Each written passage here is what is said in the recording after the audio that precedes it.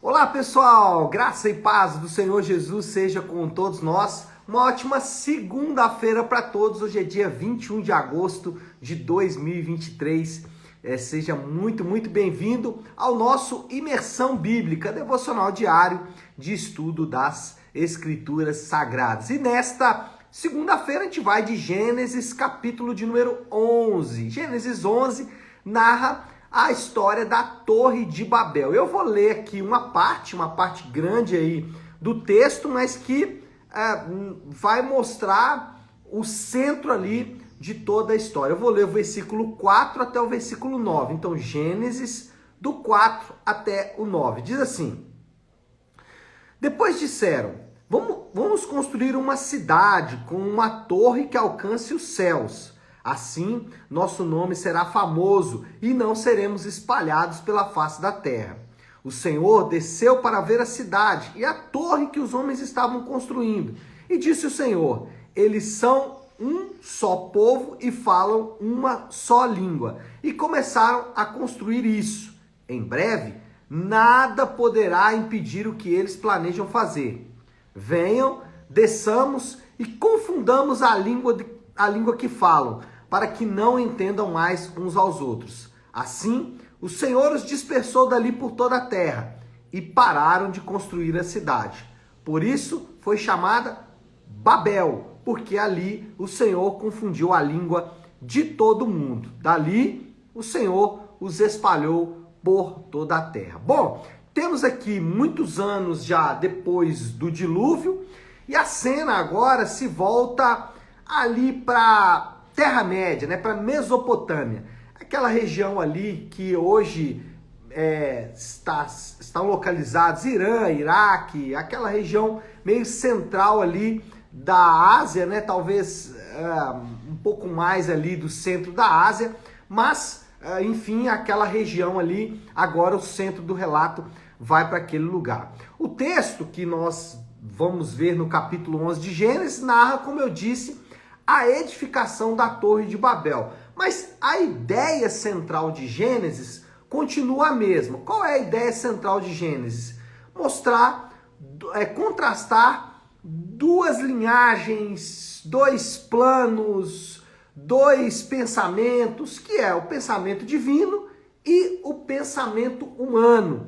Assim como a gente vai ter em todo o relato do Gênesis, esse contraste do autor, que é Moisés, é para deixar claro que existe sempre aí dois caminhos. E é importante destacar que a história da Torre de Babel ela é muito mais ampla do que o texto bíblico narra, mas o autor bíblico, para título de nossas informações, para nossa formação, o autor bíblico entende que isso aqui é suficiente. Mas o ponto qual é aqui? Qual era o problema de construir uma torre? É a pergunta que eu fiz aí no início. Qual é o problema, então? O que havia de errado por trás de construir uma torre, de construir uma cidade? Por que isso fez com que o Senhor tomasse uma medida tão drástica de confundir a linguagem daqueles que estavam ali? E a ideia aqui é que a partir desse ponto a gente tem vários idiomas aí falados em todo o mundo. E essa é uma realidade muito presente nos dias de hoje. Mas qual era o problema então de construir essa torre que fez o Senhor tomar uma medida tão drástica? Bom, primeiro ponto aqui, a primeira resposta é que eles queriam construir a parte de Deus, desafiando o Senhor. E o êxito deles traria ainda mais destruição. O que a gente vai responder inicialmente aqui, o porquê que isso fez com que o Senhor tomasse uma medida tão drástica, é que a construção da torre era mais uma tentativa de independência humana. Assim como foi lá no Éden, aonde a proposta da serpente foi, olha, você pode ter conhecimento do bem e do mal a parte de Deus, sem Deus participar. E ao longo do relato do Gênesis, a gente vai ver exatamente isso.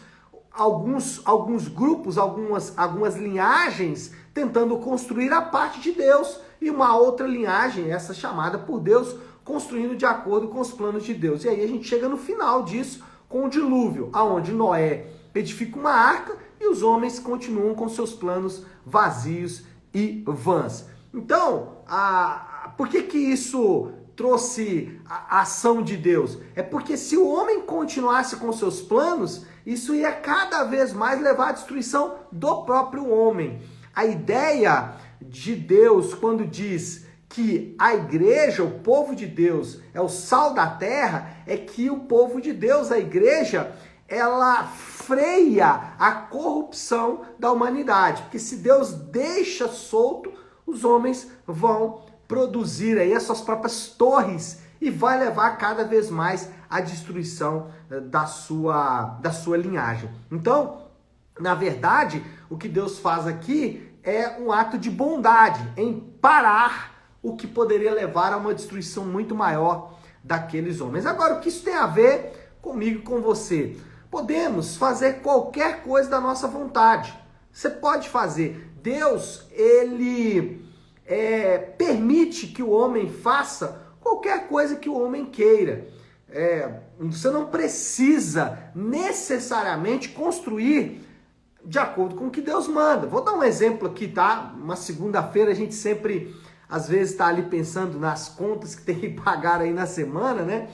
E a gente pensa, nossa, eu vou fazer isso aqui, eu vou fazer aquilo ali. E muitas vezes isso está distante da vontade de Deus. Às vezes você vai comprometer a sua integridade moral, às vezes você vai comprometer a sua integridade financeira. Enfim, você pode construir a parte da vontade de Deus.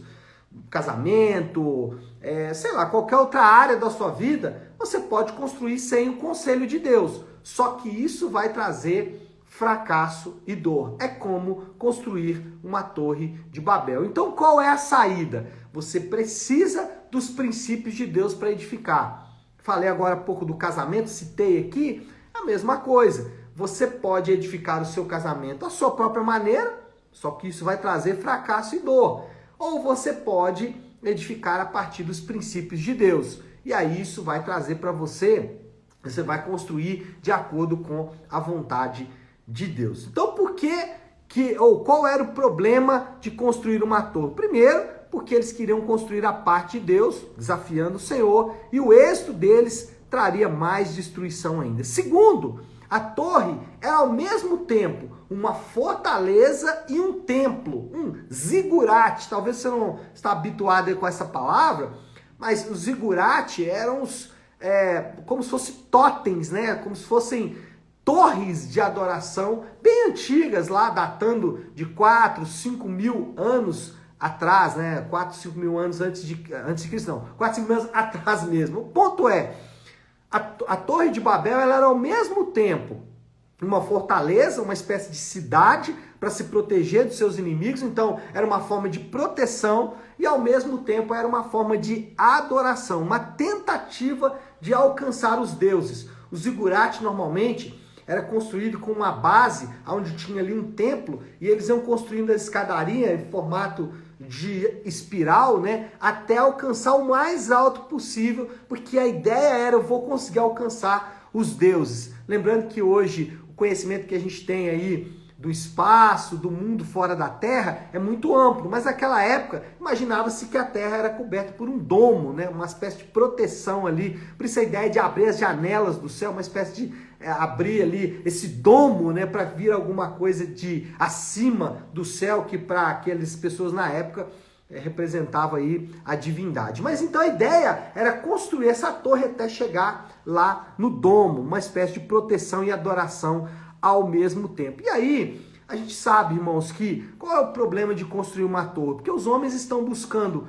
proteção e, ao mesmo tempo, adorando os deuses falsos. Então, hoje ainda, continuamos construindo torres de Babel, buscando proteção, por exemplo, no romance, na carreira, no trabalho, até mesmo na religião. Então, os homens continuam construindo torres, que é a maneira de se proteger. Então eles tentam se proteger ao máximo, eles tentam ali criar uma redoma ao redor de si, que dê o máximo de segurança possível para que eles não sofram. Ao mesmo tempo, adorem o Deus que estão cultivando ali, o que eles chamaram para proteger eles. E assim como na Torre de Babel, os deuses continuam falhando, né? Aonde estavam os deuses deles quando o Senhor veio então e confundiu a linguagem deles? O ponto aqui qual que é? Os deuses falsos nunca entregam o que prometem. E aí você pode estar pensando, pastor, o que são deuses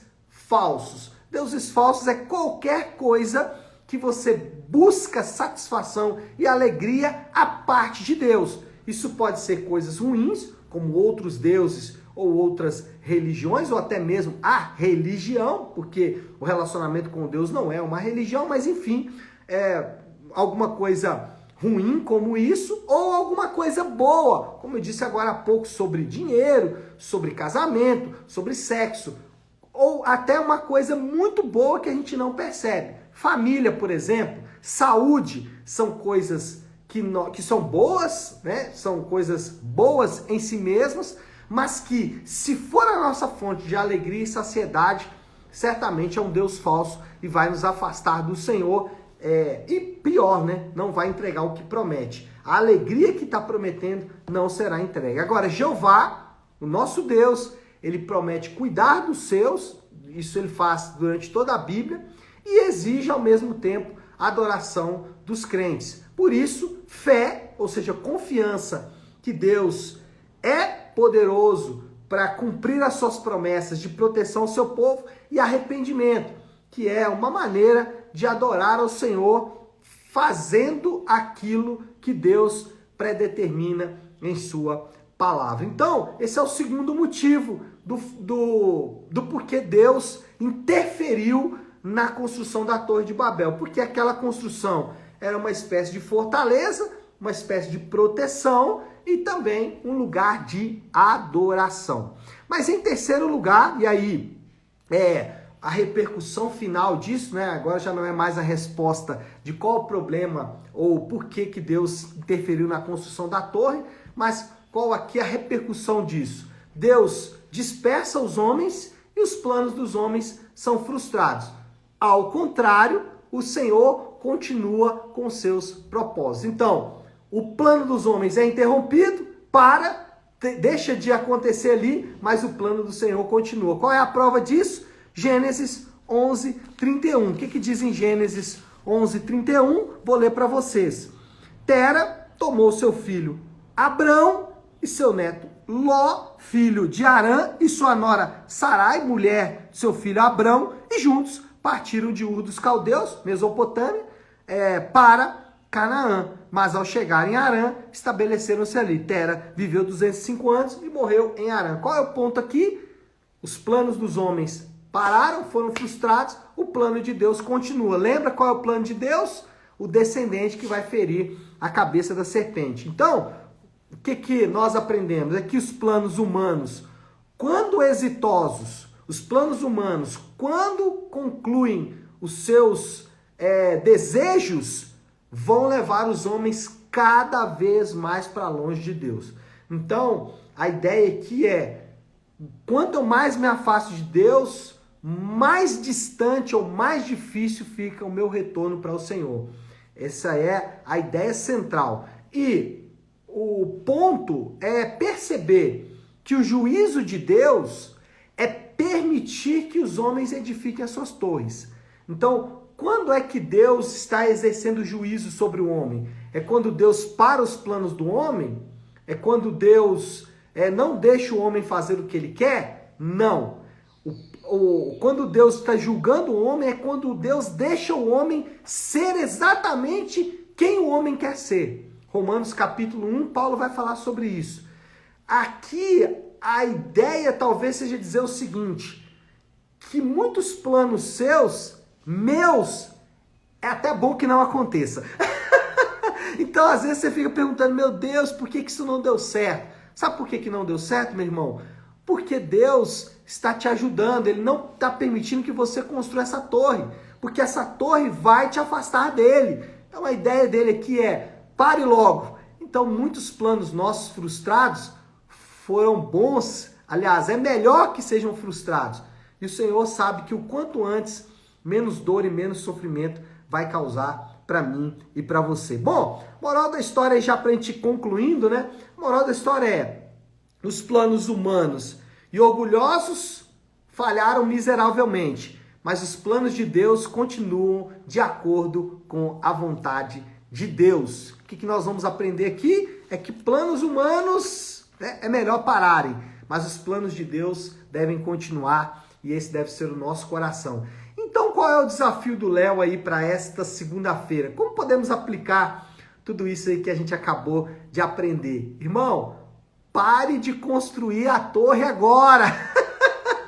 Pare de construir essa torre, né? Pare logo, não continue tentando se proteger fora de Deus, buscar alegria fora de Deus. Pare de tentar adorar outros deuses. Pare, porque a construção dessa torre só vai levar à sua própria destruição. Então, o desafio para essa segunda-feira, segundona começando aí, né? Deixe de edificar. Pare a construção, irmão. Pare. Mande os pedreiros embora. Não continue construindo essa torre, porque não vai dar certo. Tá certo, meu povo? É isso. Vamos orar? Vamos colocar tudo isso aí diante de Deus? Se você puder, então, pare aí um instante o que você está fazendo e vamos juntos buscar a Deus em oração. Lembrando sempre que segunda-feira gosto de começar o nosso devocional com a oração que o Senhor nos ensinou, com a oração do Pai Nosso. Pai nosso que estás nos céus, santificado seja o teu nome. Venha o teu reino, seja feita a tua vontade, assim na terra como no céu. Dá-nos hoje o nosso pão de cada dia. Perdoa as nossas dívidas, assim como perdoamos aos nossos devedores. E não nos deixes cair em tentação, mas livra-nos do mal, porque teu é o reino, o poder e a glória para sempre. Amém. Amém, pessoal? Bom, então é isso. Nós vamos ficando por aqui. Que Deus te abençoe. Uma ótima, uma excelente segunda-feira para todos. Fiquem com Deus.